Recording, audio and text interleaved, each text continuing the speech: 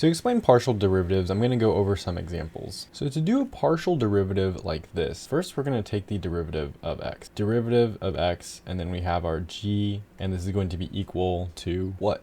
Well, all we're doing is taking the derivative of x. So we're going to get a 2x, y is going to act as a constant, so it's just y cubed, and then z is going to be 0. This is going to be the answer for our d dx. Now let's also look at d dy. So it's going to be the same thing of g right here, and it's going to be equal to, taking the derivative of y, everything else is just basically a constant. We have x squared, 3y squared, and then plus a 0. But that would be the answer for this g of x. Now let's look at the same thing, but for d of z.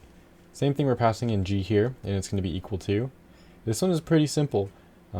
The entire, this part right here is just going to get x'd out because there's no z in there. It's just going to become 0. It's they're acting as a constant, right?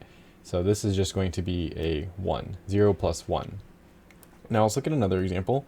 F of x comma y is equal to cosine of x squared comma, or just y cubed.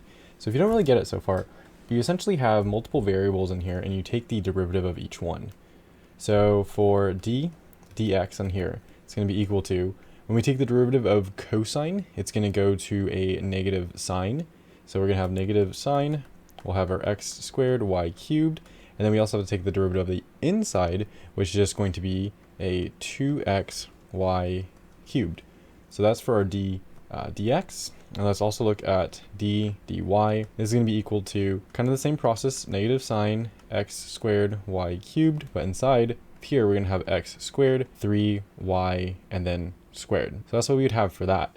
And that's for our d of f of dx, and then df dy. That's just taking the respect to the different ones. So df dx, df dy. Same problem, just taking the derivative with respect to two different things. Now this last one's a little bit different. So we have d over dz, and then x plus y over z. So how do we do this? Well, I want you to treat x plus y as a constant, have it multiplied out front. We have 1 over our z, and then we have our d dz. Know that this 1 over z is the equivalent of z raised to negative 1. So we're just taking the derivative of that.